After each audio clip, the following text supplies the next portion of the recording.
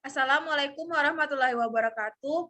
Saya atas nama Restuti Arifin dengan nomor stambuk 130-2020-0098 dari kelas B1.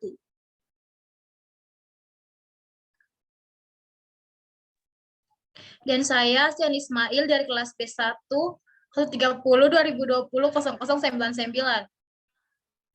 Saya Yeyen Herlina dengan stambuk 130-2020-0102 dari kelas B1. Tujuan kami membuat video ini adalah untuk memenuhi tugas proyek rekayasa perangkat lunak. Baiklah, langsung saja.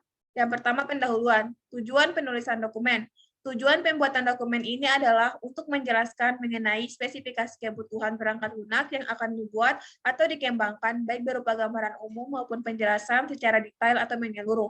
Dan pada dokumen ini, perangkat lunak yang dibuat adalah aplikasi Life Assistant, yaitu aplikasi yang bertujuan untuk membantu seseorang dalam mengelola kehidupan pribadi ataupun manajemen suatu usaha, baik dari segi waktu, keuangan, peluang, bahkan dari aspek religi. Dokumen ini digunakan oleh pengembang perangkat lunak sebagai acuan teknis untuk pengembangan perangkat lunak. Dengan adanya dokumen SKPL ini, diharapkan pengembangan perangkat lunak akan lebih terarah dan fokus. 1.2 Lingkup masalah. Permasalahan yang sering timbul pada diri manusia adalah ketidakkonsistenan terhadap menjalani sesuatu, dan hal tersebut disebabkan karena pengelolaan dalam menjalani sesuatu tersebut tidak berjalan dengan benar. Salah satunya karena motivasi untuk mencapai satu tujuan yang sudah tidak terjaga lagi. Dengan adanya Life Assistant ini, maka setiap apa yang kita jalani dalam kehidupan, baik itu manajemen waktu, penghasilan, estimasi tujuan atau keinginan, bahkan hal-hal yang berhubungan dengan religi bisa diatur dengan baik, sehingga suatu motivasi untuk mendapatkan sesuatu bisa terjaga dengan baik. 1.3 Definisi, istilah, dan singkatan. Yang pertama, ID LA01. Definisi istilah singkatan LA, deskripsi Life Assistant. Yang kedua, ID LA02. DFD, deskripsi data flow diagram. Dan yang ketiga, ID LA03, definisi istilah singkatan IR diagram, deskripsi entity relation diagram. 1.4 Aturan penomoran. Penomoran pertama, definisi, istilah, dan singkatan. Cara penomoran LA dis XX.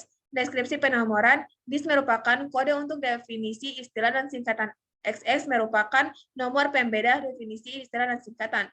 Penomoran kedua, kebutuhan fungsional LA F XX. F merupakan kode dari fungsional. XX merupakan nomor pembeda kebutuhan fungsional. Penomoran ketiga, kebutuhan non-fungsional LA NF XX. NF merupakan kode dari non-fungsional, XX merupakan nomor pembeda kebutuhan non-fungsional. 1.5 Deskripsi umum dokumen atau ikhtisar. Dokumen ini terdiri dari 3 bab, yaitu bab 1 pendahuluan, bab 2 deskripsi umum perangkat lunak, dan bab 3 deskripsi kebutuhan. Bab 1 terdiri dari 6 subbab, yaitu tujuan penulisan dokumen, lingkup masalah, definisi, istilah dan singkatan, aturan penomoran, referensi, dan deskripsi umum dokumen atau ikhtisar. Subbab lingkup masalah menggambarkan sejauh apa perancangan dari pengembangan yang akan dilakukan dalam dokumen ini. Subbab definisi, istilah, dan singkatan yang digunakan dalam dokumen ini. Subbab aturan penomoran berisi aturan penomoran yang akan digunakan agar konsisten.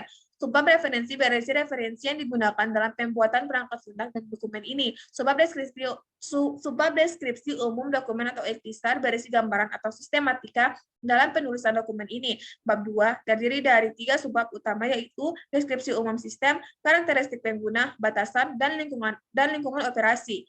Subbab deskripsi umum sistem berisi gambaran umum sistem yang dirancang disertai gambar sistem overview. Subbab karakteristik pengguna berisi penjelasan tugas dari penggunaan dan apa saja yang bisa diaksesnya dalam sistem. Subbab batasan berisi batasan yang ditentukan dalam perancangan sistem berupa hal-hal yang terkait dengan sistem. Subbab lingkungan operasi berisi lingkungan di mana sistem yang dikembangkan akan dipasang. Bab 3 terdiri dari 6 subbab, yaitu kebutuhan antarmuka eksternal, kebutuhan program studi S1 Teknik Informatika SKPL 01 halaman 8 dari 29 halaman fungsional, kebutuhan data, kebutuhan non-fungsional, batasan perancangan, keruntunan, dan ringkasan kebutuhan. Subbab kebutuhan antarmuka eksternal berisi kebutuhan eksternal yang dibutuhkan oleh sistem yang akan dibangun. Subbab kebutuhan fungsional berisi daftar kebutuhan perangkat lunak berupa layanan yang akan disediakan pada perangkat lunak. Subbab kebutuhan data berisi gambaran-gambaran data yang dibutuhkan dan keterkaitan atau hubungannya. Subbab kebutuhan non-fungsional berisi batasan terhadap layanan yang disediakan perangkat lunak. Subbab keruntunan berisi keruntuhan antara definisi awal perangkat lunak dengan perancangan yang dibuat untuk perangkat lunak. Sebab ringkasan kebutuhan berisi ringkasan semua kebutuhan yang mencerminkan semua hal yang harus dipenuhi dalam perangkat lunak. Yang kedua, deskripsi umum perangkat lunak. 2.1, deskripsi umum sistem. Aplikasi Life Assistant adalah aplikasi yang bertujuan untuk membantu seseorang dalam mengelola kehidupan pribadi ataupun manajemen suatu usaha, baik dari segi waktu, keuangan, peluang, bahkan dari aspek religi. Fitur utama yang ditawarkan oleh Life Assistant ini adalah manajemen jadwal pribadi, manajemen penghasilan, dan estimasi biaya. Inovasi yang tercipta dari produk ini adalah adanya asisten berupa aplikasi yang akan membantu untuk mengatur kehidupan kita dari segi waktu, keuangan, dan pertimbangan untuk melakukan sesuatu yang berkaitan dengan biaya dan waktu. Produk ini tidak akan mudah ditiru oleh pihak lain dari aspek kompleksitas fiturnya yang saling berkaitan dan berhubungan langsung dengan pengguna. Artinya, semakin banyak fitur di dalamnya yang akan membantu atau mempermudah pengguna, maka pengguna akan semakin merasa bahwa dirinya telah terbantu layaknya mempunyai asisten. Tentu saja aplikasi ini sangat layak dipatenkan, mengingat di zaman sekarang jika seseorang ingin memiliki penghasilan yang besar, maka dia harus pintar mengatur waktu dan memiliki kedisiplinan yang tinggi dalam bekerja. Akan tetapi, kemampuan manusia untuk melakukan kedua hal tersebut sangatlah terbatas. Kadang manusia lupa, lelah, dan sulit untuk konsisten dalam melakukan sesuatu. Maka dari itu, Life Assistant ini hadir untuk mengatasi masalah-masalah tersebut. 2.2 Karakteristik pengguna. Kategori pengguna, user, tugas menggunakan aplikasi Life Assistant, hak akses ke aplikasi, mendapatkan seluruh akses dari aplikasi. 2.3 Batasan. Adapun batasan masalah pada pembuatan aplikasi ini adalah, yang pertama, pembangunan aplikasi ini merupakan aplikasi berbasis Android yang dapat dioperasikan di mobile. Yang kedua, menggunakan software pendukung dalam pembuatan teknologi aplikasi Android secara umum dengan menggunakan bahasa pemrograman Eclipse. Sedangkan pengolahan basis datanya menggunakan software MySQL. Yang ketiga, aplikasi hanya menangani user. 2.4 Lingkungan operasi. Bagian aplikasi informasi yang saya buat dapat dioperasikan karena didukung oleh beberapa perangkat lunak. Dan perangkat lunak yang dibutuhkan oleh user adalah yang pertama, sistem operasi Android atau mobile, bahasa pemrograman Eclipse. Yang ketiga, deskripsi kebutuhan. 3.1 Kebutuhan antarmuka eksternal. Adapun kebutuhan antarmuka eksternal yang dibutuhkan oleh aplikasi yang akan dibangun adalah yang pertama, memori yang digunakan mampu menampung proses-proses yang terjadi di dalam aplikasi.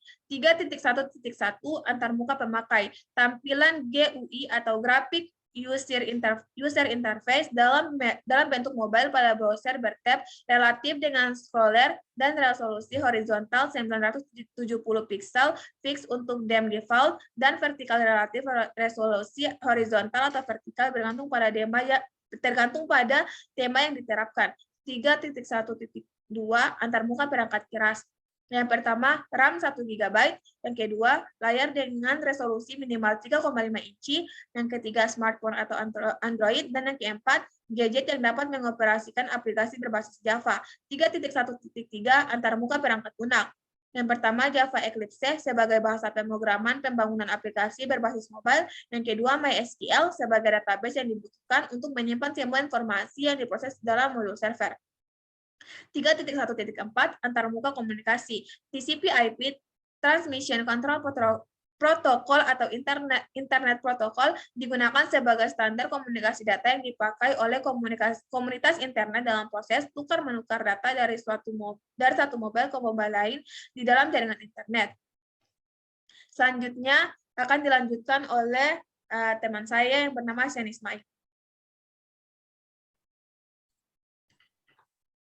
Baiklah, saya akan melanjutkan dari Restin Arifin. 3.2 Perancangan antarmuka. 3.2.1 Daftar antarmuka pemakai. Pertama, form awal untuk proses awal masuk ke dalam aplikasi. Kedua, from menu utama adalah untuk proses pemilihan menu. Ketiga, from jadwal adalah untuk mengelola jadwal kegiatan. 4. From jenis jadwal adalah untuk menampilkan pilihan jenis jadwal. 5. From jadwal harian untuk mengelola jadwal harian. Keenam, form jadwal mingguan untuk mengelola jadwal mingguan. 7. Form jadwal bulanan untuk mengelola jadwal bulanan. 8. Form jadwal tahunan untuk mengelola jadwal tahunan. 9. From kalender untuk menampilkan kalender. 10. From input kegiatan adalah untuk proses menginput kegiatan pada kalender sesuai jenis jadwal yang dipilih. 11. From notifikasi untuk mengelola notifikasi dari kegiatan. 12. From jenis notifikasi adalah untuk memilih jenis notifikasi. 13. From notifikasi teks adalah untuk mengelola notifikasi teks. 14. From notifikasi audio untuk mengelola notifikasi audio. 15. From keuangan untuk mengelola keuangan. 16. From penghasilan adalah untuk mengelola penghasilan. 17. From penghasilan tetap untuk menginput penghasilan tetap. 18. From penghasilan tambahan adalah untuk menginput penghasilan tambahan. 19. From pengeluaran untuk mengelola pengeluaran. 20. From keuangan saat ini untuk menampilkan keuangan saat ini. 21. From estimasi untuk mengelola biaya parkiran. 22. From biaya tujuan untuk proses menginput jumlah nominal tujuan. 23. From estimasi waktu untuk proses menginput jangka waktu yang diinginkan. 24. From biaya untuk proses menginput nominal uang yang bisa dialokasikan. 25. From jenis cicilan untuk mengelola jenis cicilan. 26. From jenis cicilan harian untuk mengelola cicilan harian. 27. From jenis cicilan mingguan untuk mengelola cicilan mingguan. 28. From jenis cicilan bulanan untuk mengelola cicilan bulanan. 29. From hitung untuk mengelola perhitungan estimasi. 29. From hitung jangka waktu untuk menampilkan hasil perhitungan berdasarkan nominal tujuan dan uang yang bisa dialokasikan. 30. From hitung biaya untuk menampilkan hasil perhitungan berdasarkan nominal dan jangka waktu. 31. From hasil untuk menampilkan hasil perhitungan estimasi. 3.2.2 spesifikasi antarmuka pemakai, yaitu spesifikasi layar, nama antarmuka from awal, nama modul tampilan awal, deskripsi fungsi, berfungsi sebagai antarmuka untuk proses awal masuk ke dalam aplikasi. Input tidak ada, output tidak ada. Spesifikasi layar, nama antarmuka from menu utama, nama modul menu utama, deskripsi fungsi, berfungsi sebagai antarmuka untuk pemilihan menu seperti menu jadwal kegiatan, penghasilan, estimasi biaya, input, pilih menu, output, lanjut ke form selanjutnya.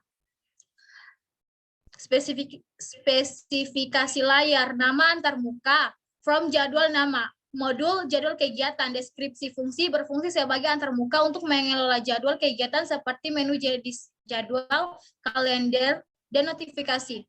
Input, pilih menu, output, lanjut ke form selanjutnya. Spesifikasi layar selanjutnya, nama antarmuka from jenis jadwal, nama modul jenis jadwal, deskripsi fungsi, berfungsi sebagai antarmuka untuk menampilkan pilihan menu jenis jadwal seperti menu jadwal harian, jadwal mingguan, jadwal bulanan, jadwal tahunan. Input, pilih menu, output, lanjut ke form selanjutnya. Spesifikasi layar selanjutnya, nama antarmuka from kalender, nama modul kalender, deskripsi fungsi, berfungsi sebagai antarmuka untuk menampilkan kalender kegiatan serta dapat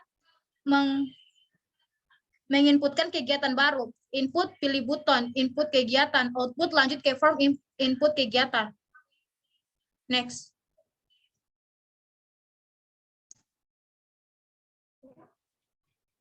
Spesifikasi layar selanjutnya, nama antarmuka from input kegiatan, nama modul, input kegiatan, deskripsi fungsi, berfungsi sebagai antarmuka untuk menginput kegiatan yang baru. Input, mengisi kolom kegiatan, memilih jenis kegiatan atau harian, mingguan, bulanan, tahunan, mengatur pemilihan tanggal, pilih form notifikasi, button input simpan. Output, menampilkan hasil input kegiatan yang telah disimpan. Spesifikasi layar selanjutnya, nama antarmuka from notifikasi nama, modul notifikasi, deskripsi fungsi, berfungsi sebagai antarmuka untuk mengelola notifikasi kegiatan seperti menghidup dan mematikan notifikasi kegiatan. Input, switch on, switch off, input button, kelola notifikasi. Output, switch on untuk notifikasi, switch off mematikan notifikasi, lanjut ke form input, kelola notifikasi.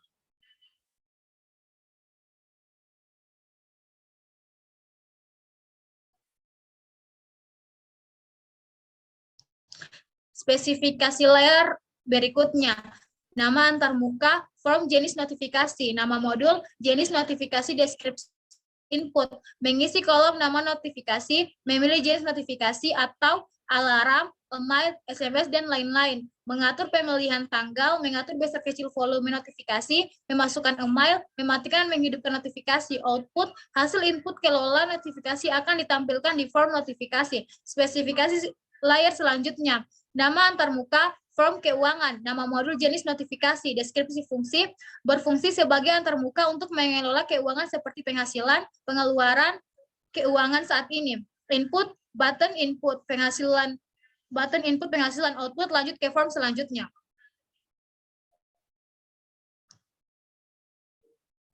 Spesifikasi layar berikutnya. Nama antarmuka, form keuangan, nama modul jenis notifikasi, jenis notifikasi, deskripsi fungsi, berfungsi sebagai antarmuka untuk mengelola keuangan seperti penghasilan, pengeluaran, keuangan saat ini, input, button input penghasilan, output, lanjut ke form selanjutnya.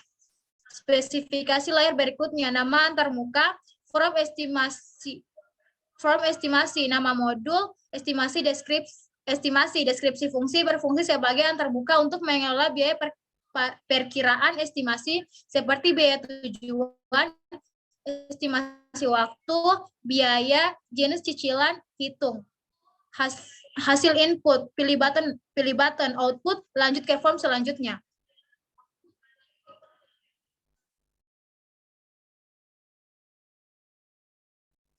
Spesifikasi layar selanjutnya, nama antarmuka, form jenis cicilan, nama modul jenis cicilan, deskripsi fungsi, berfungsi sebagai antarmuka untuk mengelola jenis cicilan seperti daftar cicilan, memasukkan cicilan harian, mingguan, bulanan, dan melihat hasil cicilan yang telah tersimpan. Input,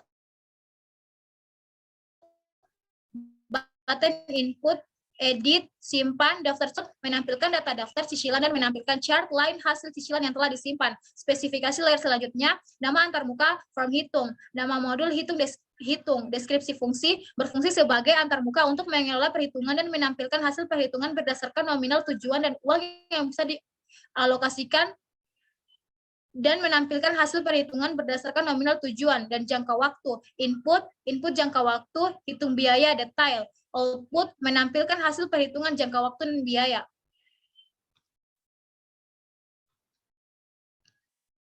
Spesifikasi layar selanjutnya, nama antarmuka, form hasil, nama modul hasil deskripsi, fungsi, berfungsi sebagai antarmuka untuk menampilkan hasil estimasi. Input tidak ada, output tidak ada. Selanjutnya akan dibacakan oleh rekan saya, yaitu Yen Herlina.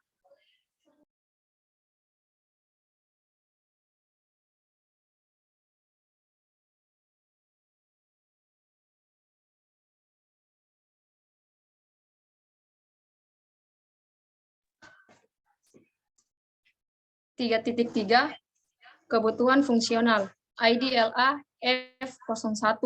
Sistem ini dapat menampilkan form awal, sistem ini dapat menampilkan tampilan awal masuk ke dalam aplikasi. IDLA F02. Sistem ini dapat menampilkan form menu utama sistem. Sistem ini dapat menampilkan tampilan daftar menu utama. IDLA F03. Sistem ini dapat menampilkan form jadwal. Sistem ini dapat menampilkan tampilan menu jadwal kegiatan. IDLA F04. Sistem ini dapat menampilkan form jenis jadwal. Sistem ini dapat menampilkan tampilan jenis jadwal. IDLA F05. Sistem ini dapat menampilkan form jadwal harian. Sistem ini dapat menampilkan jadwal harian. IDLA F06. Sistem ini dapat menampilkan form jadwal mingguan. Sistem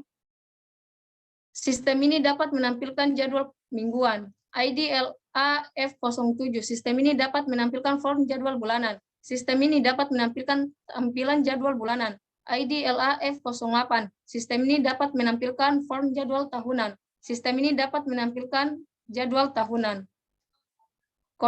IDLA F09. Sistem ini dapat menampilkan form kalender. Sistem ini dapat menampilkan tampilan kalender. IDLA F10. Sistem ini dapat menampilkan form input kegiatan. Sistem ini dapat menampilkan tampilan input kegiatan pada kalender sesuai jadwal yang dipilih. IDLA F11. Sistem ini dapat menampilkan form notifikasi. Sistem ini dapat menampilkan tampilan pengaturan notifikasi dari kegiatan. ID LA F12. Sistem ini dapat menampilkan form jenis notifikasi. Sistem ini dapat menampilkan tampilan jenis notifikasi. ID LA F13. Sistem ini dapat menampilkan form notifikasi teks. Sistem ini dapat menampilkan tampilan pengaturan notifikasi teks. ID LA F14. Sistem ini dapat menampilkan form notifikasi audio. Sistem ini dapat menampilkan tampilan pengaturan notifikasi audio. ID LA F15. Sistem ini dapat menampilkan form keuangan. Sistem ini dapat menampilkan tampilan menu keuangan. ID LA F16. Sistem ini dapat menampilkan form penghasilan. Sistem ini dapat menampilkan tampilan penghasilan. ID LA F17. Sistem ini dapat menampilkan form tetap. Form penghasilan tetap. Sistem ini dapat menampilkan tampilan inputan penghasilan tetap. ID LA F18. Sistem ini dapat menampilkan form penghasilan tambahan. Sistem ini dapat menampilkan tampilan inputan penghasilan tambahan. ID LA F19. Sistem ini dapat menampilkan form pengeluaran. Sistem ini dapat menampilkan tampilan inputan pengeluaran. ID LA F20. Sistem ini dapat menampilkan form keuangan saat ini. Sistem ini dapat menampilkan tampilan informasi keuangan saat ini. ID LA F21. Sistem ini dapat menampilkan form estimasi. Sistem ini dapat menampilkan tampilan menu biaya perkiraan. ID LA F22. Sistem ini dapat menampilkan form biaya tujuan. Sistem ini dapat menampilkan tampilan inputan, jumlah nominal tujuan. ID LA F23. Sistem ini dapat menampilkan form estimasi waktu. Sistem ini dapat menampilkan tampilan inputan jangka waktu yang diinginkan.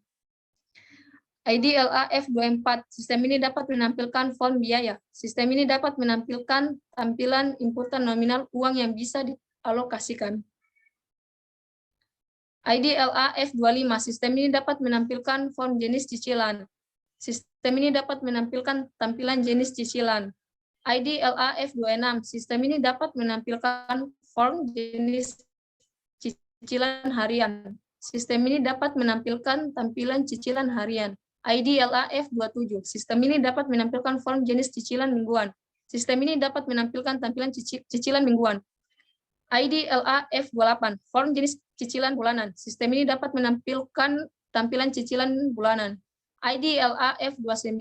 Sistem ini dapat menampilkan form hitung. Sistem ini dapat menampilkan tampilan perhitungan estimasi. ID LA F30. Sistem ini dapat menampilkan form hitung jangka waktu. Sistem ini dapat menampilkan tampilan hasil perhitungan berdasarkan nominal tujuan dan uang yang bisa dialokasikan. ID LA F31. Sistem ini dapat menampilkan form hitung biaya. Sistem ini dapat menampilkan tampilan hasil perhitungan biaya nominal tujuan dan jangka waktu. ID LA F32. Sistem ini dapat menampilkan form hasil. Sistem ini dapat menampilkan tampilan perhitungan estimasi. 3.4 Model use case. 3.4.1 Diagram use case. Berikut adalah gambarnya. 3.4.2 Definisi aktor. Aktor mempunyai wewenang untuk membuka, memilih menu yang terdapat di dalam aplikasi untuk menginput jadwal kegiatan, keuangan, dan estimasi biaya. 3.4.3 Definisi use case. Start aplikasi. Sistem menampilkan daftar produk yang boleh dipilih untuk pengguna. Kedua, pilih menu yang Sistem menampilkan pilihan menu yang terdiri dari kegiatan, keuangan, dan estimasi biaya. Ketiga, pilih jadwal kegiatan. Sistem menampilkan pilihan menu jadwal. Kegiatan di dalamnya terdapat jenis jadwal, kalender, input, kegiatan, dan pengaturan notifikasi. Keempat, pilih keuangan menu. Sistem menampilkan pilihan menu keuangan yang di dalamnya terdapat penghasilan, pengeluaran, dan keuangan saat ini. Kelima, pilih estimasi biaya. Sistem menampilkan menu estimasi biaya yang di dalamnya terdapat input nominal, tujuan, alokasi biaya, jenis cicilan, hitung estimasi, dan hasil estimasi. 3.5. Diagram kelas. Berikut adalah gambar dari diagram kelas.